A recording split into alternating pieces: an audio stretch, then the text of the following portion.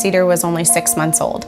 She had woken up and I was holding her and I looked down and her feet were hot and red and swollen. I took her to the ER and they said, well, we think we know what's wrong. We've found a tumor on her spine and it's causing her to be paralyzed. We would like to do surgery immediately and try to remove the portion of the tumor that's pressing on her spinal cord.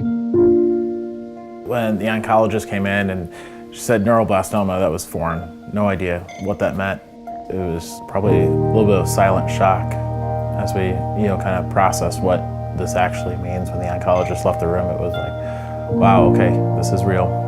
Cedar had 8 rounds of chemotherapy. She started when she was 6 months old and she finished right before her first birthday. When she went through treatment, our hands were held the entire time. They walked us through every single step of the way. We felt just so much trust and confidence in everything. And the nurses, the doctors, the staff, they really prepared us for every single thing that might go wrong or that we needed to deal with. They were there for every single thing. Then Cedar finished treatment and they said, we were in clinic and they said, okay, we'll see you in 3 months. And I remember walking through the door and just thinking, wait, I'm taking a paralyzed child home. What do I do now? What am I supposed to do? They handled her cancer so well. And then I left with a child who was paralyzed.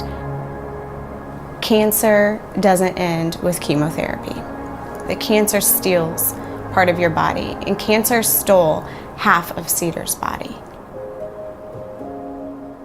Now, we have to try to help her to overcome those obstacles of what cancer left her with. You just don't think about it because there's so much energy and focus on saving the life initially and not near enough energy on allowing that life to become the fullest that it can be for the rest of that child's life. There's just a huge story after treatment.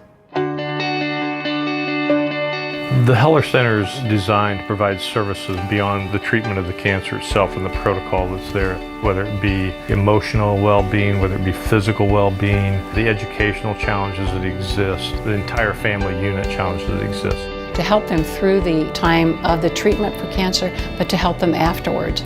So it includes things like mental health services, a counselor that's in the clinic that can work with the family, a coordinator or a patient navigator who can do education for the child and the family and help them navigate the difficult waters of a cancer diagnosis.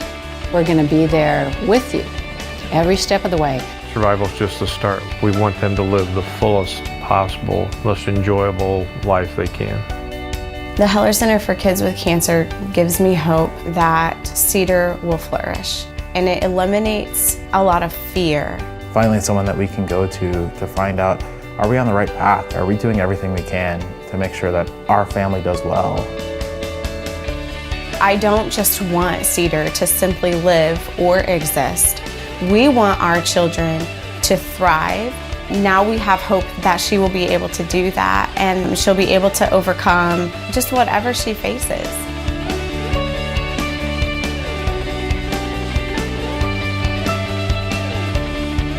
We need your help. Please give to help kids like Cedar thrive and live a life beyond cancer. Help us make the Heller Center for Kids with Cancer a reality.